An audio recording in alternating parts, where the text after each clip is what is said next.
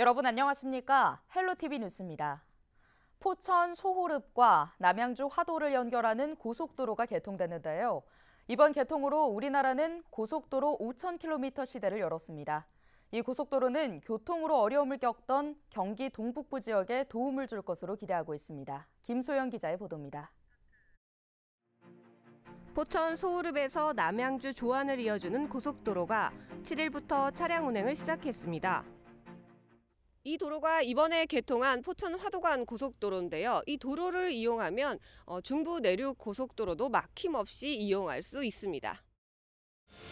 이번에 개통한 고속도로는 포천시에서 남양주까지 기존 도로에 비해 거리는 약 21km, 시간은 약 17분이 단축됩니다. 50km 거리를 지금껏 차로 55분이 걸렸다고 합니다. 이제 왕복 4차로 33.6km의 고속도로를 통해서 20분이면 다니실 수 있게 되었습니다. 포천 화도간 고속도로는 수도권 제1순환고속도로의 교통량을 분산해 수도권 내부 교통 혼잡도를 완화하고 강원도와 충청도로 가는 접근성을 높일 수 있어 경기 동북부 지역 발전에 도움이 될 것으로 예상됩니다. 이번 고속도로 개통으로 포천시는 관광 발전과 지역 경제 활성화에 힘을 실을 것이라는 기대감에 들떠 있습니다. 우리 전국에 계신 많은 국민들이 포천의 관광을 즐기러 포천 내방하시기 아주 편해졌다고 생각을 합니다. 우리 오늘 포천 화도간 고속도로가 포천의 발전을 견인할 것으로 저는 생각을 합니다. 포천시는 그 밖에도 물류 비용이 대폭 절감돼 지역 내 8천여 개의 중소기업 가치가 높아지고 기업하기 좋은 환경이 조성될 것으로 기대하고 있습니다. 헬로티비 뉴스 김소영입니다. 7일 오전 2시 10분쯤 연천군 군남면의 한 돼지 농장에서 불이 나 1시간 만에 꺼졌습니다. 이 불로 인명피해는 없었지만 돼지 약 1,400마리가 폐사했고 농장 한 동과 집기류 등이 탔습니다. 소방당국과 경찰은 정확한 화재 원인과 피해 규모를 조사하고 있습니다. 의정부시와 의정부농협이 7일 시청 중회의실에서 투자 유치 협약을 체결했습니다. 의정부농협은 캠프 레드클라우드와 인접한 미군 공여지에 의정부농협 복합시설을 건립할 계획인데요. 복합시설에는 로컬푸드 매장과 영농종합지원센터, 농업박물관 등이 들어설 예정입니다. 건립 사업비는 약 500억 원인데요. 두 기관은 부지 마련과 지역 주민 우선 채용 등 지역 경제 활성화를 위해 서로 협력할 것을 약속했습니다. 강수현 양주시장이 7호선 도봉산 옥정 연장선을 목표연도 내에 개통해 줄 것을 공사 관계자들에게 요청했습니다. 강 시장은 7일 도봉산 옥정 광역철도 309 공사 현장을 방문했는데요. 공사 진행 상황 등에 대해 공사 관계자와 의견을 나눴습니다. 특히 강 시장은 7호선은 시민들의 노력과 염원이 이뤄낸 사업이라며 공사가 더는 지연되지 않고 목표 연도 내에 개통될 수 있도록 최선을 다해달라고 요청했는데요. 7호선 도봉산 옥정 연장선의 당초 개통 목표 연도는 2025년이었습니다. 하지만 사업 지연으로 오는 2027년 개통될 것으로 예상됩니다. 설 연휴 기간 의정부에서는 의료기관과 약국 80여 곳이 운영됩니다. 의정부시는 설 연휴 응급 환자 발생에 대비해 9일부터 12일까지 응급진료 상황실을 운영하기로 했는데요. 이 기간 병의원 50여 곳과 약국 20여 곳이 문을 열 예정이며 다수 사상자 발생을 대비해 신속 대응반도 운영됩니다. 설 연휴 방문할 수 있는 의료기관은 응급의료 포털이나 의정부시청, 보건소 홈페이지 공지사항 등에서 확인할 수 있고 보건복지 콜센터 등을 통해서도 안내받을 수 있습니다. 설 연휴 동안 지방세 신고 수납 서비스가 중단됩니다.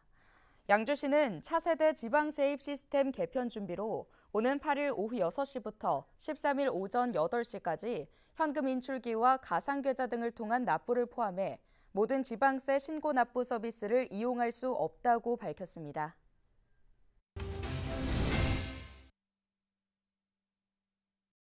선거구 관련 연속 보도 이어갑니다. 선거구 획정의 지각 처리는 총선 때마다 반복됐는데요.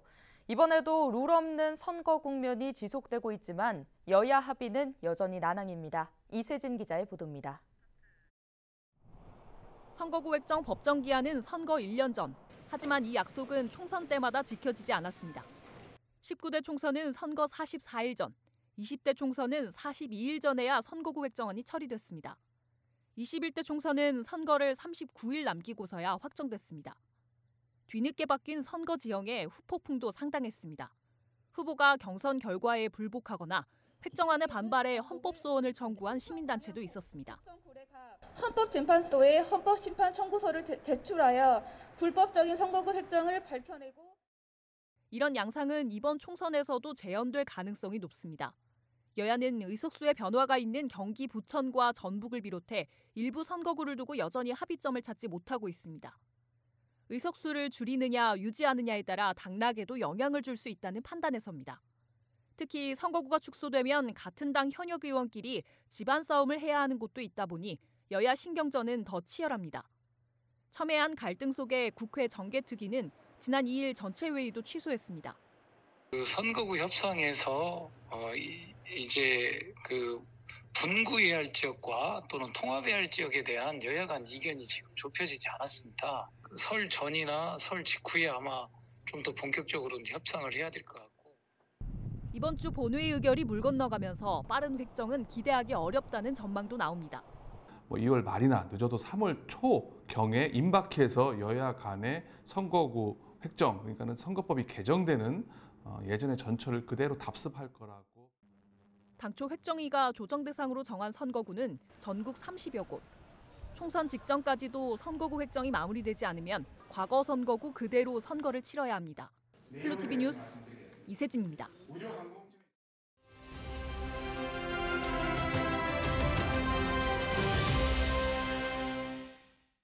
인천의 한 환경단체가 주한미군이 떠난 부평 캠프마켓의 토양 오염 실태를 알리며 관계 당국의 대책을 계속 요구하고 있습니다. 토양 오염 정화의 책임이 주한미군에 있다는 목소리도 높이고 있는데요. 오늘은 인천 녹색연합 박주희 사무처장 연결해서 부평 캠프마켓 D구역의 오염 실태에 대해 들어보겠습니다. 부평 캠프마켓 D구역에서 발암물질 17가지의 위해성이 기준치를 초과했다는 자료를 최근 공개하셨는데요. 어떤 것들이 얼마나 검출된 건가요?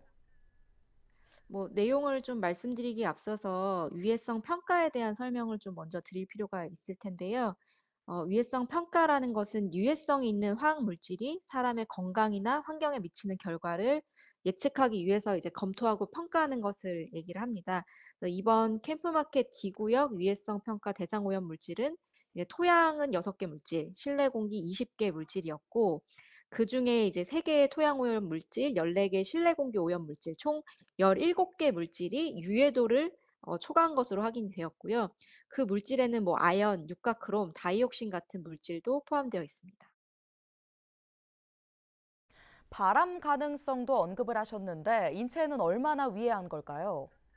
그럼 예를 들어서 이번 캠프마켓 D구역 위해성 평가 보고서에서 보면 아연 같은 경우는 이제 10만 명 중에 2명 이상이 암에 걸릴 위험성이 있는 걸로 확인됐고요.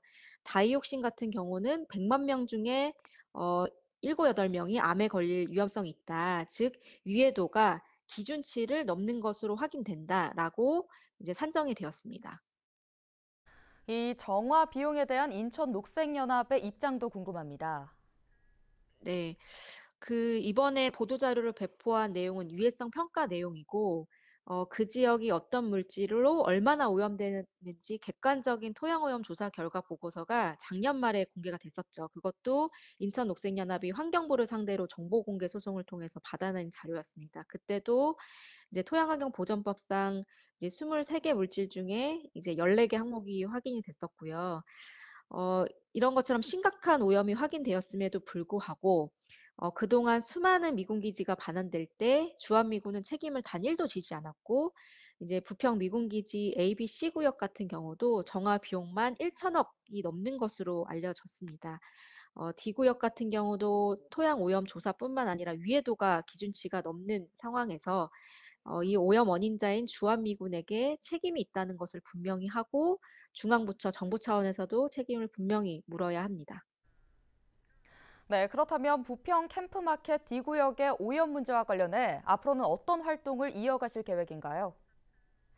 2017년도에 그 ABC 구역에 대한 이제 오염 현황이 공개가 됐을 때 다이옥신 때문에 큰 논란이 있었죠. 그래서 그 당시에 이제 시민사회가 요구해서 국방부가 주민설명회를 직접 개최했고, 이제 당시 국내 정화 기준과 사례가 없었던 다이옥신 정화 방법과 기준을 검토하는 민관 협의체를 만들도록 했습니다. 이런 것처럼 저희가 이번에도 반환이 확정된 D구역에 대해서도 이제 주민의 환경권과 알 권리 보호를 차원에서 오염 현황, 그리고 정화 계획, 그리고 정화 과정도 투명하게 공개할 수 있도록 지속적으로 중앙부처나 지자체에 요구할 계획이고요. 말씀하신 것처럼 이제 공원 계획이 있고, 그리고 거기에 역사 문화적인 건물들도 많이 있다 보니까 그런 것들도 어떻게 조화롭게 잘 갈 수 있을지에 대한 논의의 과정도 가져갈 예정입니다. 네, 여기까지 듣겠습니다. 인천 녹색연합의 박주희 사무처장이었습니다.